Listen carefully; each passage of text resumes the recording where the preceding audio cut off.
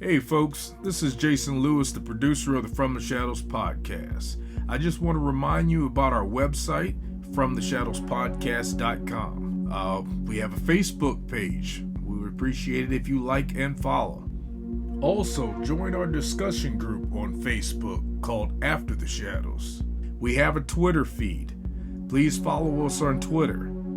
It can be found with @podcast_from. Follow us on Instagram at From the Shadows Podcast. We have a YouTube channel. Go to the search bar at YouTube and put From the Shadows Podcast, and please subscribe to that channel. We are also on the Odyssey Radio Network, and we can be found there at odyssey1.com. We're still on the traditional podcatchers that everybody loves to listen to us on. We get a lot of feedback, so please rate the podcast and communicate with whether you're on Spotify, Stitcher, TuneIn, Apple Podcasts, Podbean, or Google Podcasts. We're there, and we appreciate it when you leave comments for us.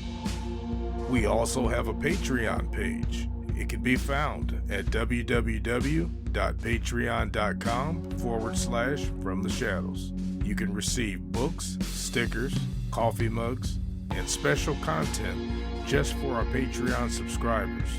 Check it out for yourself and see what packages that we have to offer. Well, that's all I have for you right now, folks, and thanks for being a part of the From the Shadows podcast family.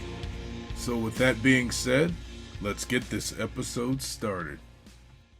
Hey everyone, welcome to the From the Shadows podcast. I'm your host Shane Grove, and with me as always is the super producer Jason. What's up? Greetings everybody, and how are you doing, Shane? It's a long day at the post office today, my friend. A long day at the post office. Let me tell you, it's like Christmas never stopped. Oh yeah, so, I believe it.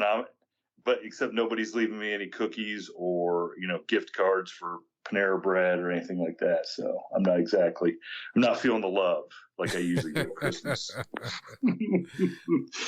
But hey, we're super excited. Jason, I've been pumping up tonight's guest, to you. And I wish the judge could have been on with us tonight. But, as I introduce this gentleman, there's only one way I can introduce him. Okay. He is the History Channel's version of Josh Gates. That's the only way I can look at it. He's like the History Channel's moneymaker. That's a very good introduction. Would that be a good way to introduce you, Matty Blake? The History Channel's version of Josh Gates? I'd prefer that Josh Gates is the Discovery Channel's version of Matty Blake. But there you go. There you go. Yeah, hey. Jason, off the record, that's what you call putting it on a tee for your guest, right there. Putting it on a tee. That's right. It's funny. I've never met him. He's a New England. I think he's from Massachusetts, like I am, coincidentally. We've never crossed paths. We've never met. But yeah, there's some definite parallel there. I feel like I've been doing this for 30 years, almost. It's 25 years anyway, so I don't know how long he's been doing on-camera stuff, but I feel like someday we might cross paths, he and I. Shouldn't that you would think that would have to happen, right? Yeah. But who breaks first? Does he break and go, Matty, I'm a huge fan of yours, or you to go, Josh, I'm a huge fan of yours? Well, it's different networks, so I don't know that it would have to probably be a secret Skype or something at first. I don't know how that works, but I think he's fantastic. So for what that's worth, he's listening. Well, for my money, you're number one because you're on our show and Josh Gates isn't. So that's just, amen. That's how I'm. There you go. So Matty, for all of our listeners, introduce yourself and kind of give them a background of why we would even have you on the show if they don't know you. And if they don't know you, shame on them. But, we'll chastise them later. Well, I guess I'd be most known to your audience for being the host of Drilling Down, which is the Curse of Oak Island companion show. I've been doing that for 6 years. And I'm also the co-host of Beyond Oak Island, which had its first season this year. And that's the spin-off show. So basically I do two spin-off shows that are that have spun off The Curse of Oak Island, which is history's mega hit about a team of people hunting for treasure on Oak Island. Yes, and that is. I mean, I think that's the most popular unscripted show on television, right? Is that the label they give it? Yeah, it's the number one rated non-scripted show on cable television. Yes. And I want to add to all of our listeners that I believe Rick is a retired mailman. Yes? No? Yeah, I hear you saying you were at the post office yourself? Oh, yeah. Yeah, that's correct. In fact, you know what's funny about that? The post office coming up is I'm speaking on April 1st. I think it's via Zoom conference to I don't know if it's the national or the New England regional post office workers, like their big meeting. You probably have an email about it if it's national. It might be just New England, but I'm speaking to all postal employees as their like keynote on April 1st, actually. So that's my time at the post office. Are you serious? I swear. I mean, I swear. We don't get anything cool like that in our region. What the heck's going on? I mean, I guess it is regional if you didn't get an email. Yeah. Yeah. I don't have the details in front of me, but I know Colleen, who you dealt with, does my scheduling, and I just know it was in my book, April 1st, United States Postal Service Zoom. So that's all I know. Did you scratch your head and wonder, like, what am I going to do to the post office? Yeah, they sent a thing. I'll be ready when the day comes. Hey, lots of dog jokes, lots of packages. It's always a great topic of conversation. Excellent. Or terrible boss jokes. Not that we have terrible bosses at the post office, but it's always good to joke about. Excellent. and for our listeners, I think you have you're the host of a couple pretty popular podcasts yourself. Well, just one. I did a very popular podcast that kind of grew into a bit of a monster because it was called Monsterland. And that my partner my partner couldn't do it anymore, and so I started a new one with a new partner, and that is called Rated P for Paranormal, and that's with Anthony Arkin, who is the famous actor Alan Arkin's son, and a really talented filmmaker and actor in his own right. He's had an unbelievable career. And so what we do is we analyze and rate any movie or TV show that's paranormal themed. We pick a new one each week. It could be old, it could be an old classic, or it could be something new streaming. We watch it. We talk about the paranormal themes that it brings up.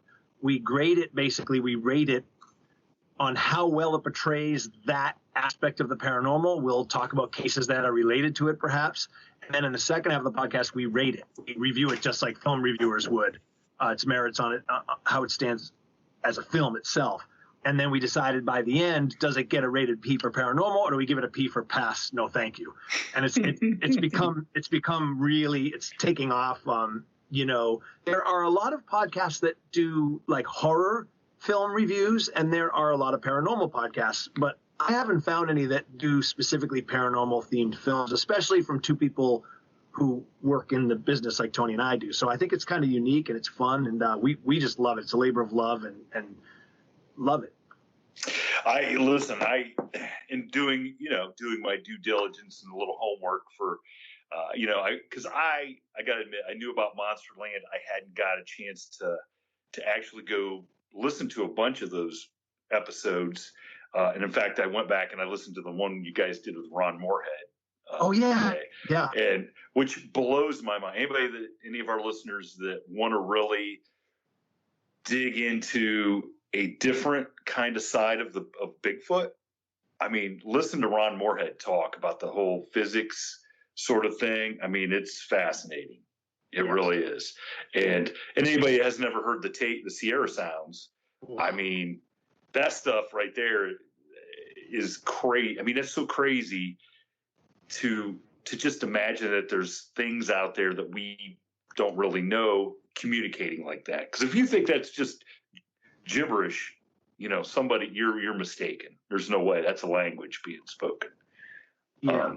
Yep. And I think But- they've had like naval intelligence communication experts analyze that and came to the same conclusion, as far as I know. Yeah, but P for so then I discovered that you had the P for paranormal, and I listened to the last episode about the Bigfoot movie, and well, let me tell you something, because I mean we're not to get into too much detail, because we're still working on some of the behind the scenes stuff, but we're working on a Bigfoot movie, and I kept thinking, for God's sakes, are we going to end up on P for paranormal? How do I not end up on this show? How do I, because for everybody out there, I mean, I was laughing out loud as I'm delivering mail. Now, I do that quite often anyway, because I'm half crazy.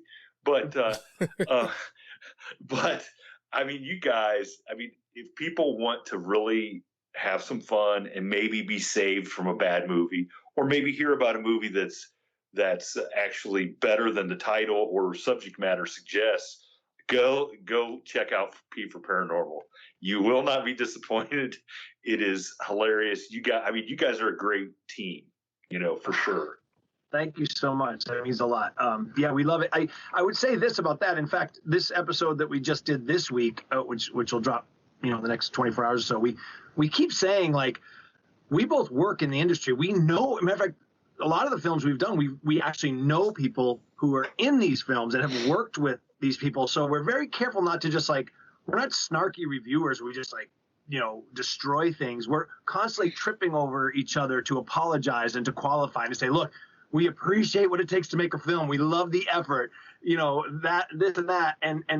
And then we say what our problems are with it, if there are any. Some we've loved. There's only been 2 films in the times we've done it, and all the episodes we've done so far. And it's a fairly new podcast. I think we're at, 12 or 13 episodes, something like that. But there's only been 2 where the films kind of made us viscerally angry for things that we felt that we felt were like racist or weird or just like misrepresentation of the facts. But most of the time we sit there and go, like, congratulations, you made a film. This is awesome.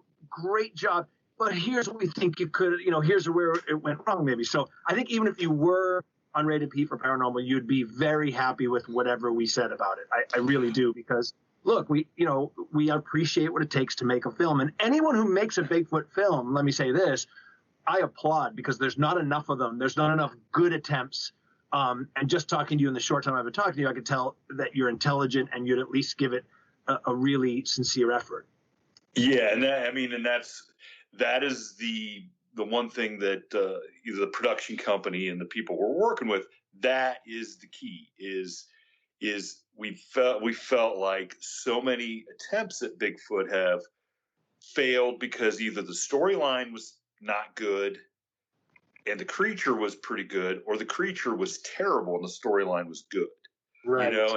There was no like combo. And I gotta be honest, talking to so many people about Bigfoot and listening to about the subject, I really don't buy into, I don't want to go watch a movie where Bigfoot is this killer that's, chasing down people camping out in the woods, because right. I don't feel that that's genuine. And to me, scary is something that could really happen. I mean, the scariest things are the most real things. And the unknown is way scarier than knowing that, some creatures, obviously not for the characters in the movie, right? The fact that they're being torn limb to limb, and I will not lie. I've wondered, how can I write Matty Blake into this to avoid being lambasted?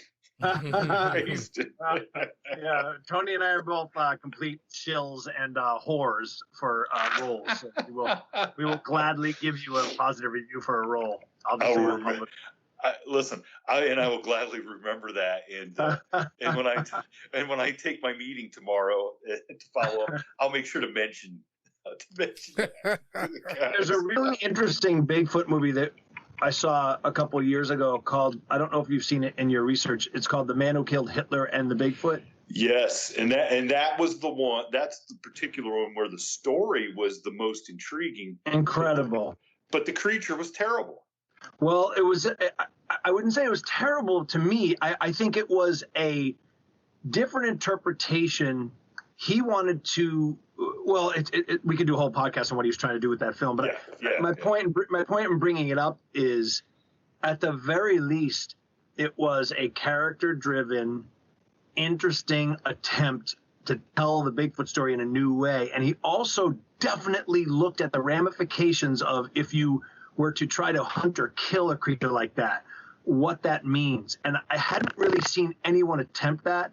And so I think that there's a lot in that movie about what the environment is all about and what that creature could mean to a society if they do exist, and what it does to a person to kill a living thing. I just thought it was really the bases were loaded and he took a home run swing with that effort. And I want more of that type of thing, you know? Yeah. And when I say the creature was terrible, I think the visual, like, now I understand in that story, not, you know, I mean, they come out and say it, the creature's sick. So yes. So it's, he wanted to, I actually interviewed that guy, the director, and he explained it that he wanted to, if this thing that it was had been in the forest for a long time, for years and years, and was sick, and it would probably be damaged by battles in the past with other animals and just be scarred. And so that was his kind of vision. It was definitely different. Yeah, I mean, and anything with Sam Elliott is fantastic. So I mean, so you can't go wrong with Sam Elliott for sure. And it was such an interesting take on. I mean, the title alone is enough. If that doesn't get you to at least watch the trailer, then something's wrong. You're not a real movie. Not a real movie fan. So other than hosting those two shows and the two podcasts, I mean, what do you do with all your free time? Not much. Well, you know, I have a family. I'm a passionate golfer, and I'm a drummer. I love to drum. It's probably my, like, I'm a hack drummer. I'm not Neil Peart, but I have a drum set in my, like, you know, man cave down here, right off my voiceover studio where I am sitting now, and it's like my happy place, either, you know, on the golf course, or I'll come down for 20 minutes, just put the headphones on and just go crazy. And I really enjoy that. I enjoy time with my family. I'm blessed enough to live on the water here. And I started paddleboarding. I love paddleboarding. And I'm a man of faith. I'm a Christian. And so I try to, I don't always succeed, but I try to let that kind of dictate how I do things and how I operate. And I don't know. That's kind of me in a nutshell, I guess. Do you still live out in Massachusetts? I'm in Rhode Island, coastal Rhode Island, southern Rhode Island. Yeah. I used to live actually in Marion, Massachusetts for a short time, and worked in New Bedford and Fall River back as a much younger man. And that's cool. Like the Cape is that's just such a great place. I have, you know, a lot of fond memories from that area. Other than traffic. Everything else. Everywhere is traffic now, it seems like, right? Exactly. So you know, let's touch on Oak Island a little bit. Yeah. You know, and I know because you're super involved in the show, there's not going to be any spoilers, but for our listeners who aren't familiar, and I mean, because I could totally relate with, it was Dan Blankenship and Rick and Marty, Dave. how the older, was it Dave is the older one, or Dan? I'm sorry, I thought you were trying to find the other Blankenship name. Go ahead, I interrupted you. Yeah. Like Rick and, you know, how they were drawn to it by that Reader's Digest article, because it takes me back to, you know, like, and I don't know if they had them where you were growing up, but like the weekly Scholastic book things where you could order books every Friday. And I would get the Bigfoot and the ghost books, and then I remember the one that had the story about Oak Island, and I was just, you know, so fascinated because you couldn't look up anything on the internet. There was nothing like that back then in the oh God, 70s, was it? Geez. Anyway, anyway. So I totally relate to their, being hooked by this, story and thinking about this quest for treasure their whole lives, and I'm sure you have some insight on just how, what an endeavor this is. Yeah, I mean, I think what's significant to mention, and what should always be kind of note when you talk about their level of commitment, is the fact that they were there for 3 years before the cameras ever came to Oak Island to film them. And that Kevin Burns, my friend and mentor, and the one who hired me to do this job, who recently just passed away, had to convince them over a period of time to even do it. He and a producer named Joe Lassard. Joe has kind of stepped into the massive shoes of Kevin Byrne, figuratively, and has, kind of taken that role on. But Kevin was truly amazing, and he was able to convince those guys to do the show. And so I think that's very key, because these people are not TV stars. They never wanted to be a Matty Blake or a Josh Gates. They were there to hunt for treasure, and said no to the cameras. And I think that's why it's the #1 rated cable reality show, because people sense that. Yeah, it's real. I mean, it's real. It doesn't seem conceived or connived at all. Like, it seems like that they're there, and we just get to watch. Yes. So what do you? And this is just from you. Like, what do you think is there? Like, what do you really think? Who was there? Who deposited stuff? What do you think happened? Well, I have to be careful here, because I'm ahead of, but it's changed over the years. So now I answer that in a general sense. I can tell you this: I'm convinced that, like Rick, it is more than just temporal wealth. And if it is temporal wealth, if it is, a precious metal, it would be not in a chest. It would be such a quantity or historical or religious importance, a religious document or secret knowledge, and big enough to warrant what it appears went on that island. So for me, long ago, the gold coins in a chest pirate thing has been usurped by the more, ethereal theories. So I definitely think it is something of huge cultural, religious value, and yes, thereby monetary value at some level. And I just think the scale of it is way bigger than anything you would dig up in a box or chest. That's just my feeling, and the way the evidence seems to be pointing. And so I think it's massive, and I think it's a story that will, if they can solve this thing, I think it's a story that'll truly change history. They already have. They've already changed kind of what people are thinking. You look at the archaeologists that work on their very team. They've changed their minds as to what possibly could have gone on Oak Island. So yeah, it's gonna, if they can be the ones to solve this, which I think they are, the team that has been, paranormally, if you will, knighted to solve this thing. I think they are the team. I think it's going to be huge, worldwide, shaking news. Well, I sit there and not to be a Debbie Downer, but does it ever, when you guys are sitting there, at the pub, do they ever sit back and just say, this would really suck if these guys snuck back at some point in history and took out of here what they originally buried, and it's somewhere in the basement of the Vatican. Yeah, I mean that comes up, from when you kind of spitball possibilities, but I think now everyone is so focused on, even if there's no quote unquote treasure, everyone is so driven by what the hell happened here. If we can figure that out, if we can figure out what was there, if someone did take it, oh my God, Do you know what I mean? So Yeah. Oh yeah. yeah. So I don't think, but I truly believe that it's things were probably found there and spent from there, but I don't think that that's it. Put it that way.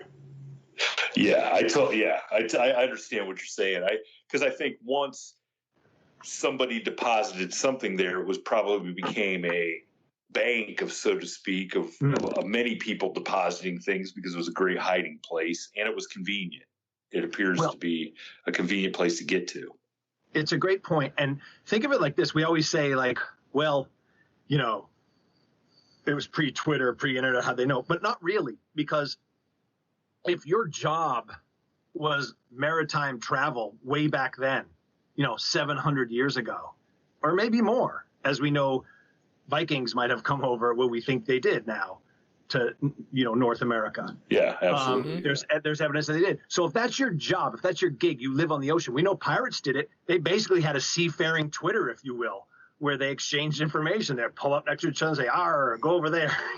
So if that's your job, I mean, Oak Island, would it make sense that Oak Island becomes the kind of secret place that only the cabal knows about? Yeah, and it absolutely makes sense that maybe more than one thing was hidden there. Now, I do have to just make a note. I cannot write a part for you as a pirate because that was just a terrible pirate. But anyway. Yeah, I got to work on that. I got to do a whole backstory. On that character first. Wooden leg, patch, what are we doing? A parrot on the shoulder? I don't know. Yeah, it's just stereotype. What's his motivation? Rum. What's his motivation? Pillaging is my motivation. Okay, so we can't, I definitely, I think our list, because we've had, and you were on her show, Kim Mosier from Booze and Bourbon. We've had her on a couple. We've had Kim, she and I are pretty tight, and we've had her on a couple times. Yes, she's awesome. Love those girls. They're awesome. They're so much fun and just great spirit. They love Oak Island. All in. Yes, they're great. But so we've talked a little bit Oak Island on here before, and people seem to dig it. So I'm hoping that they love it as much as we do, because I've been hooked. Like I said, I've been hooked since I was 8 years old, trying to figure out. When I heard about the closed circuit television, picking up the hand or whatever in the water, down in the water and stuff, that got me hooked. So yes, definitely, Rick and Marty, I hope, and the rest of those guys see through, what it is that they were sent there to find. I do hope at some point we get to figure out what happened there, and that they're the guys that do it. Especially Rick being a retired mailman. I gotta I mean, he could be in Florida with his socks pulled up to his knees, griping and complaining with the rest of the retired mailmen. Instead, he's out there doing something. I love it. Now, I do. So, what got you into the whole paranormal field? Like, what's your motivation for that? I mean, what led you to that? Well, it's a lifetime. I grew up, my grandmother, my earliest memories, my grandmother talked about paranormal things like they were just commonplace. She believed she had a ghost in her kitchen. She named it Bridget. And I grew up Catholic, and it was just saints and miracles and ghosts and ghost stories, and my grandmother talked about her mother in Ireland who she believed she could have predictive dreams, and my grandmother had predictive dreams. And then I had one when I was little that was very intense, an intense experience where I dreamed that my pet died, and when I woke up from that dream, the pet was dead. And that definitely stopped me in my tracks. That changed my little life, the course of my little life. And things like seeing Patty, the Bigfoot, look right at us. And I just remember the first time I ever saw the intro to In Search Of. I was done. It was like it changed me. Seeing that creature, whatever it was, I just had to know more, like that type of thing. So like millions of others. It's funny, I was thinking that film that Patterson Gimlin film is for so many of us, like I'm sure you guys, it's our Reader's Digest Oak Island in a lot of ways. Yep. Right. Yep. And it's yet to be disproven. And I had a chance to interview Bob Gimlin and spent a weekend with him. So, that's the basics of how it started. In my 20s, I saw a full body apparition, what I believe to be a full body apparition. So it's been a lifetime of, I'm an experiencer, so you can't, I don't know. I've tried to ignore it at different times in my life. I've tried to suppress it. But I couldn't. And it just keep coming back and coming back. And when the Oak Island thing came across my desk, as it were, one of the things that Kevin Burns had put out there through the network was, whoever this host is, like, we want him or her to love a good mystery, or be into, maybe kind of strange, unanswerable things. And a producer that I worked with saw that and was like, oh my God, Matty, like, he won't shut up about UFOs and Bigfoot and mysteries and treasures. And, so I was kind of the right guy for the job. I've always been like that. I've always been, if it's Loch Ness, Bigfoot, UFO, ghost, I'm in. Like, I just think it's the most important question, because honestly, fellas, I guess it's a search for God in a way. If that exists, then what else exists? If there's a creature that we can't explain in a different dimension or plane, then everything is in play. So I think it's the most fascinating question. To me, it's more exciting than sports or anything else to talk about. Yeah, I agree with you. Yeah. That's a great analogy. Yeah, and I mean, in our other cohort, the judge, I mean, he had a dogman experience when we were in high school. Ooh. And he always said, and we call him the judge because he's an actual judge here where we live. He's a municipal court judge. And so he's always says, listen, I know what I saw, and if that exists, what else exists? Mm-hmm. Amen. What else exists out there that we don't want to know? No. So you just glossed over seeing a full body apparition. How do you just gloss over that? I mean, that's like Rick and Morty saying, well, we found the Ark of the Covenant, but we also found like an old shoe. I mean, come on. How you're not going to tell us about a full body apparition? I mean, come on. Well, it's difficult to talk about. Like, I don't love talking about it. I will. I have no problem with it, really, but it's like not something that I think I do try to gloss over it because it was so intense and it had to do with a suicide. So I worked in a home for boys. I wanted to be a police officer when I was growing up and through my 20s. And so I, at that point in my life, was working at a facility where juvenile offenders were. And there was someone at that property who had taken his own life years before I ever worked there. And they used it as kind of part of our training. Like, this is what can happen to unattended, people. We have to be very careful. You have to take the job very seriously, type of thing. And so one night I was the overnight shift with another staff member. I had heard other staff people talk about seeing this ghost figure. And I just kind of, to me, it just seems so cliche, like, okay, we work in an old facility and someone killed himself here and now people are seeing that person. I just didn't, it's not that I thought they were lying. It felt too cliched to me. And I just chalked it up to people, imagining things or whatever. But one night I was the overnight staff and I saw and heard something. I saw and heard what I believed to be, what I thought at the time was a kid escaping, like going down the stairs to leave the facility, which happened from time to time. Kids would what we called a run. And so I followed it down the stairs. And when I got to the bottom of the stairs, there's only the front door and that's it. Nowhere else to go. And there was no one there. And I realized, oh my God, I just saw it too. Because, other people had seen and heard that, someone going down the stairs. So that is the one, because that was the one that really changed me. At that time, I was going through kind of a rebel phase, a crisis of faith in my 20s. And I was, trying to sound smart by being an atheist or at least a, not an atheist, an agnostic at least. And I was just trying to sound like a super intellectual. I'm like, well, Christianity's too simple for me. I have to be a Buddhist or whatever. I was reading all these,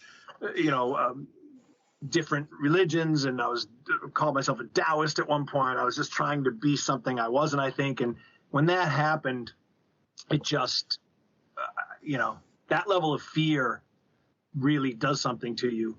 And so that really changed me in a lot of ways.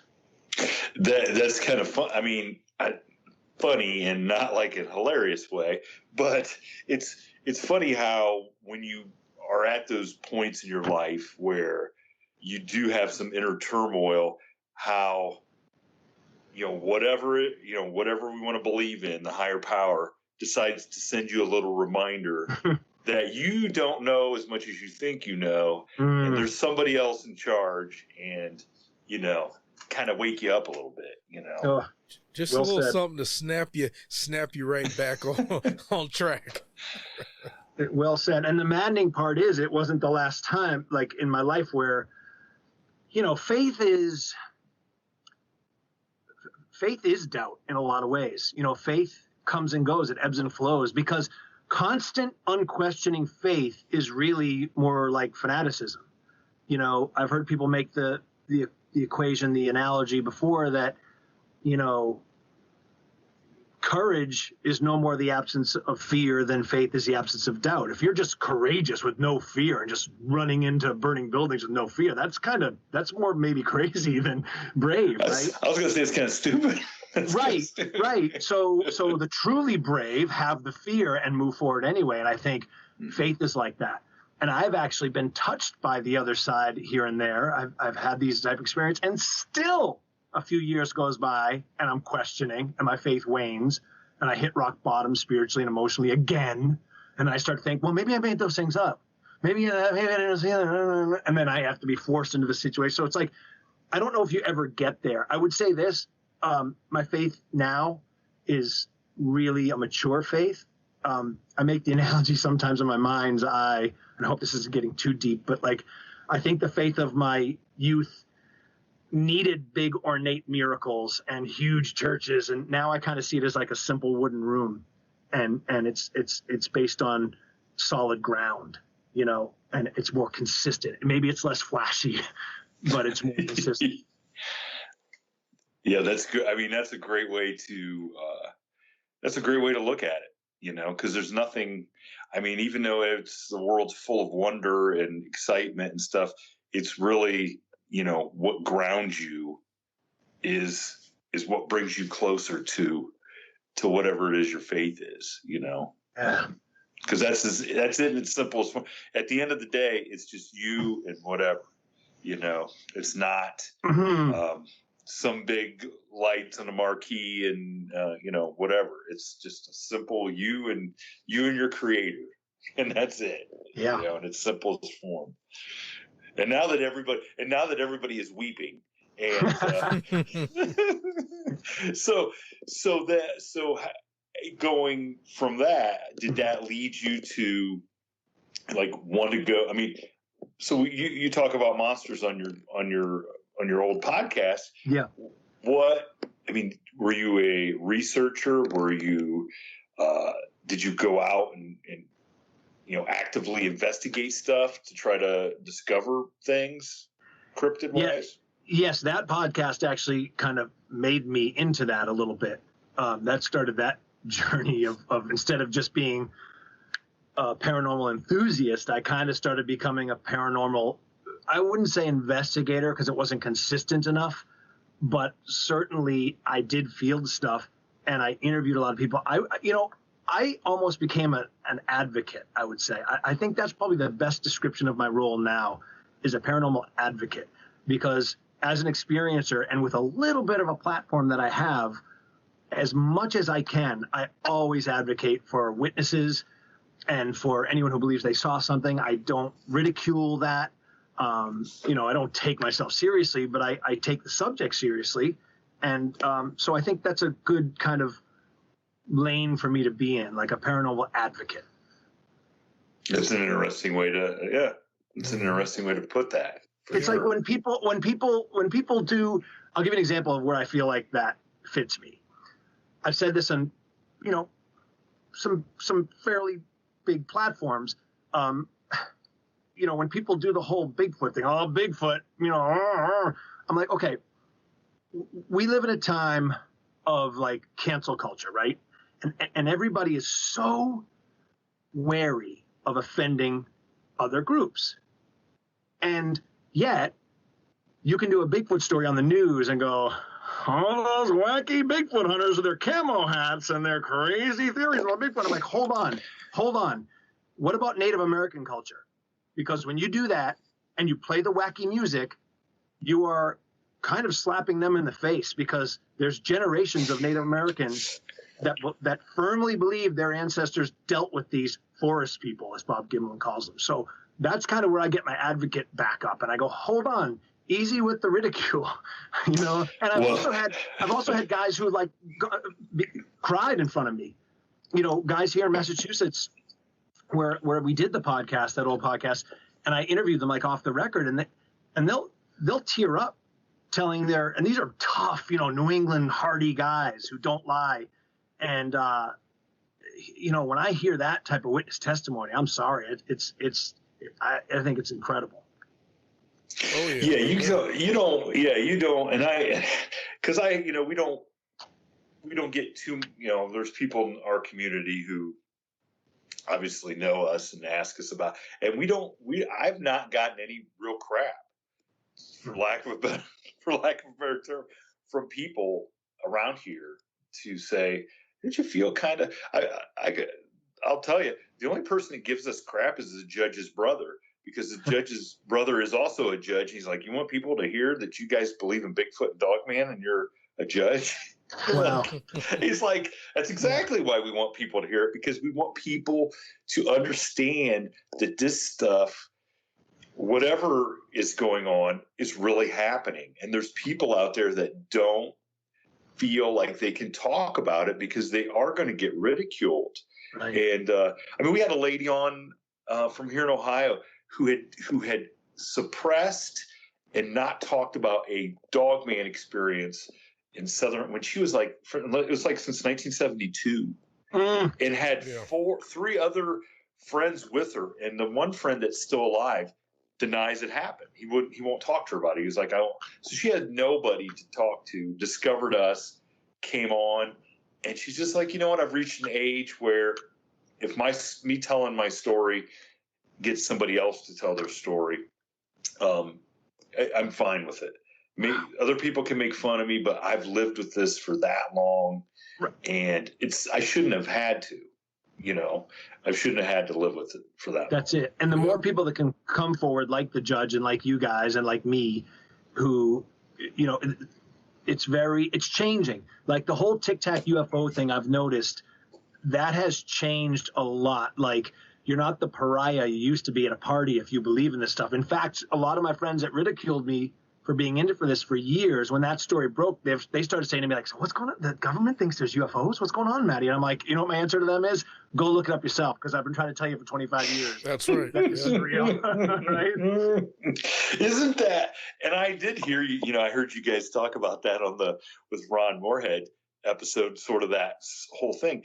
But doesn't that blow your mind that the government comes out and admit, something that if this would have happened 30 years ago, the whole fabric of society would have fallen apart, and nobody even seemed to care. Well, I'll tell you, it fits in with, not Graham Hancock. Who wrote Managing Magic? Come on, Matty.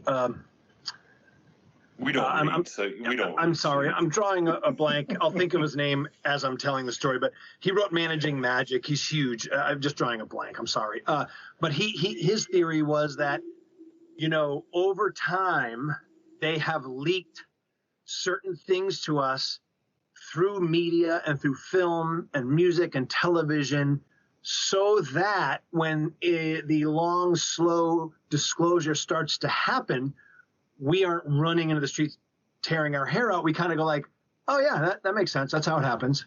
Because we've seen it since we were 6. And we've seen it since the 50s. Like the creatures look like this, and maybe we contact them with music, like in like in Close Encounters, or they plant this stuff, they disseminate it. And so when it does happen, people aren't as shocked, and it kind of backs that theory up the way it's kind of slowly being trickled out over the generations. Yeah, we had a gentleman on that was saying some of that very same stuff of how Lucas and Spielberg and those guys had some inside information from NASA or whoever, and they kind of put some of that stuff in their movies. Yes. To kind of soften the blow to us, to kind of make it so that it was just normal stuff that we saw, and that we wouldn't be so shocked then when the truth came out. Yep. Yeah, it's almost like they were seeding society so that we can slowly but surely get indoctrinated to it, so that when they finally do release this information, well, then the world can go on. It's not going to be a big deal. Yep. By the way, Grant Cameron is the author I was trying to think of. Sorry. Thank you. Grant Cameron. Okay. Well, so Matty, what do you think's next then? Because if they're slowly rolling this out, what do you think is coming next? I think material is coming next. I think a piece of material that I think To the Stars Academy already has. Maybe it's that element that Bob Lazar referred to. Maybe it's a piece of craft. I don't know.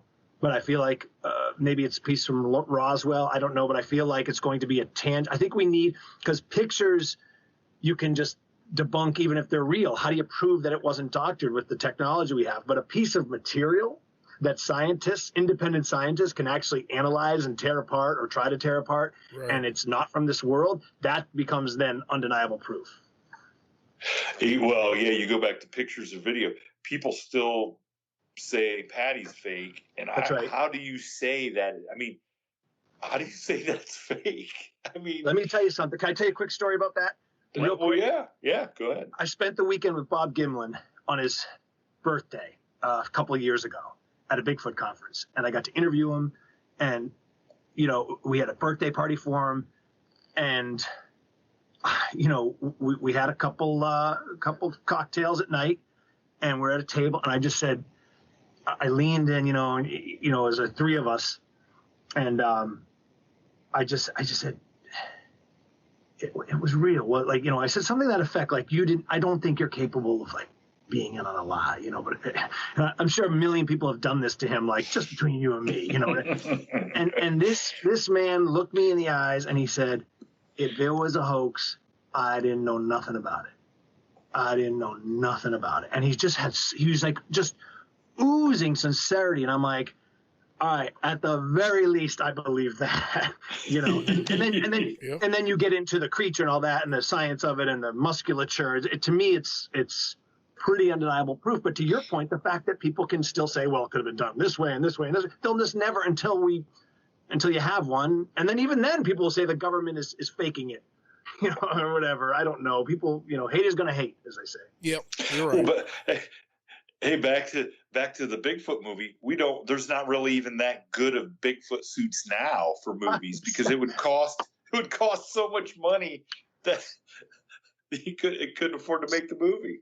Someone said the year that, you've probably heard this.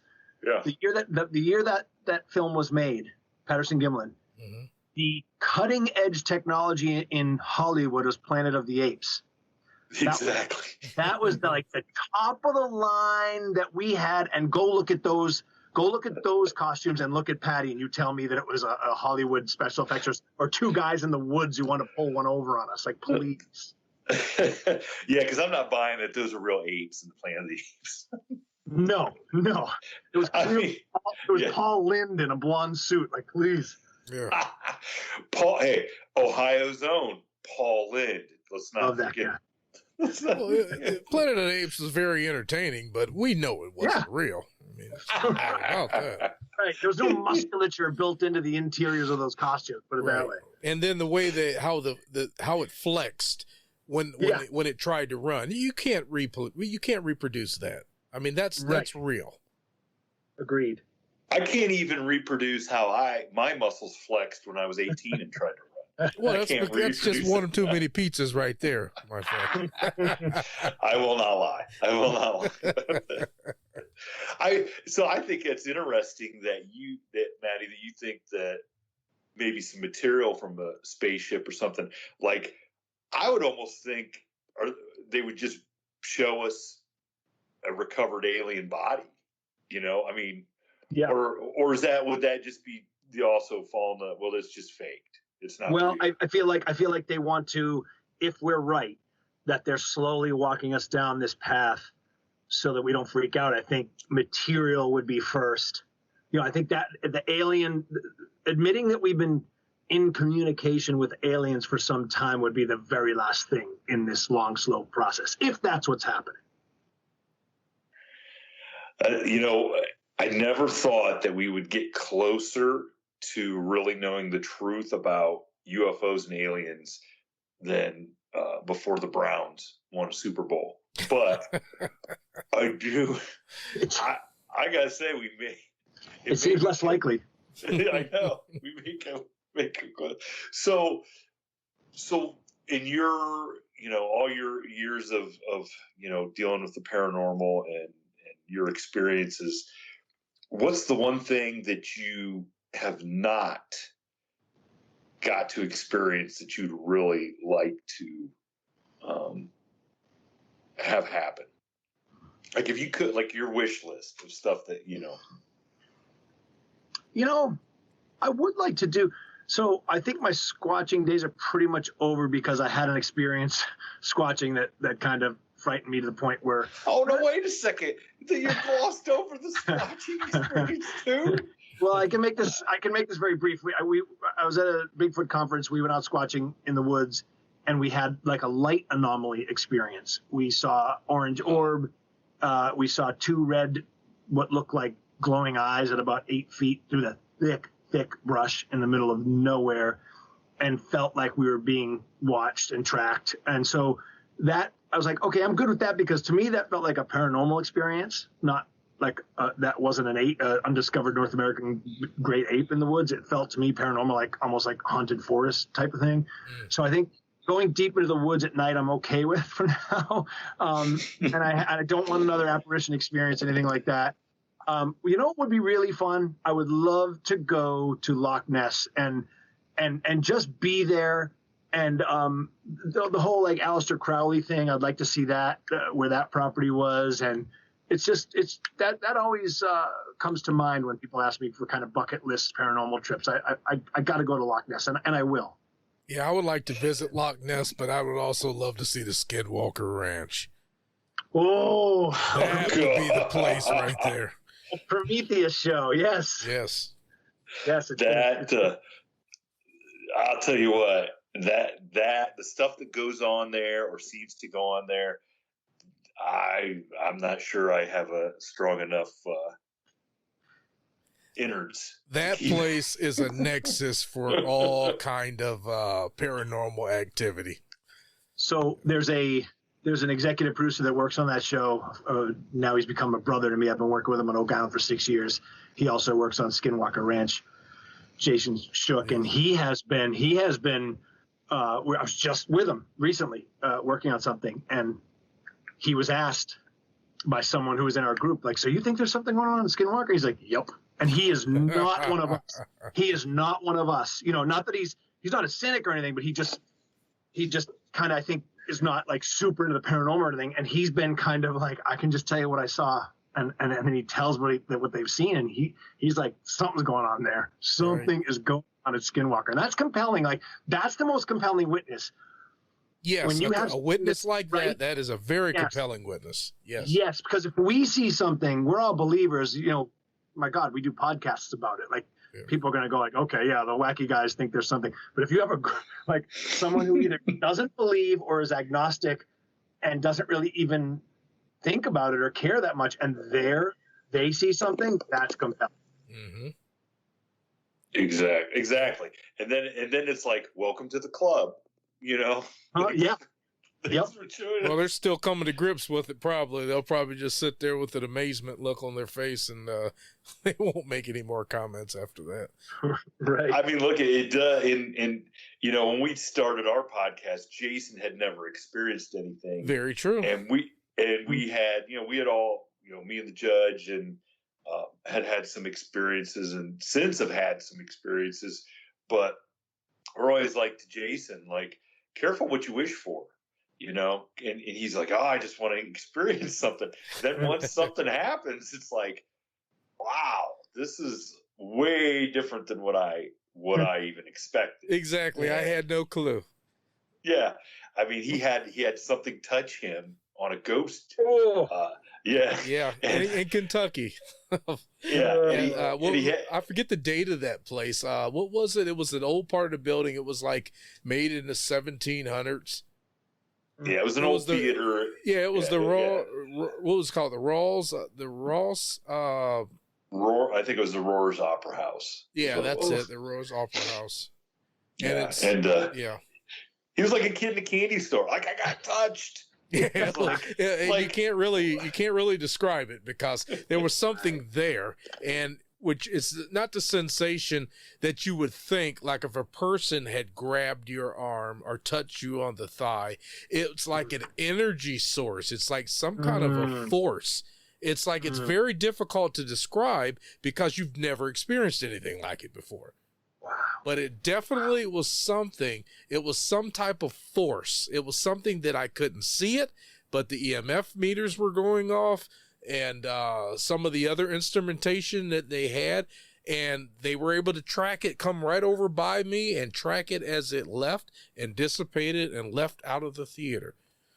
My goodness. Yeah, and I was just the recipient of the one. For some reason, I was the one that it chose to come near. And then when it touched me, it's like you feel it through you. It's sort of like have you ever been around high voltage? You know, you don't have to always get shocked, but you know. Have you ever stuck a knife in the toaster? Oh well, no, I never did that, but I stopped a sibling from doing that. Well, don't do it, because that's exactly what I imagined happened to you. As it felt like.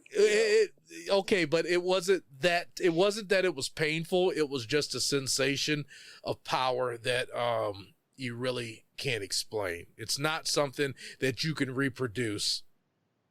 You have to experience it. That's about the best way I can say it in short. That's fascinating. Yes. And in that being said, in hearing Matty tell his story, I don't think you'd have enjoyed that figure turning around and running back through him, just so he could share the same experience. No, I'm good. No, it kind of messes you up. You can tell that you're something's different about you afterwards. It's you don't feel exactly the same. Yeah. Amazing. Well, Matty, listen, we could talk to you all night long, but I'm sure you have a lot of other things to do. I can't believe you could fit us in your schedule. A lot of prep work for this big speech you got coming up for the postal employees. But I'm glad we could have you on and just talk some paranormal stuff, and that you shared, some of your experiences with us. Because, it was captivating. It's a real thing to tell people. Yes. Share that with people. Yep. Yeah, and don't sleep on the next time I come on, if you guys will have me, we'll talk about the specific paranormal aspects of Oak Island, because it is, I always say, I said this to Kim when I was on her podcast. I distinctly remember saying, you're not telling the complete story of Oak Island unless you include the paranormal aspects, because people claim them, and they have been claiming to have paranormal experiences on Oak Island, me being one of them, for hundreds of years. So it's part of the story. Now, whether you believe those things are real, that's a different story, but the witnesses believed they were real. So right. I think it's a compelling piece. I mean, the name of the show is The Curse of Oak Island. That's a paranormal leaning title right there. So yeah. Well, and I mean, just the fact that we're talking in maybe treasure that is of a religious significance, or even other treasure that may have been gotten by means that were forceful to be the very least. Like, what is attached to that treasure that may be, hey, that sounds like a great episode to me. The real curse of Oak Island is the paranormal. Yeah, that sounds great. Matty, you are welcome to come back anytime. I look forward to that. Thank you. You guys are great. I appreciate it. Yes, thank you.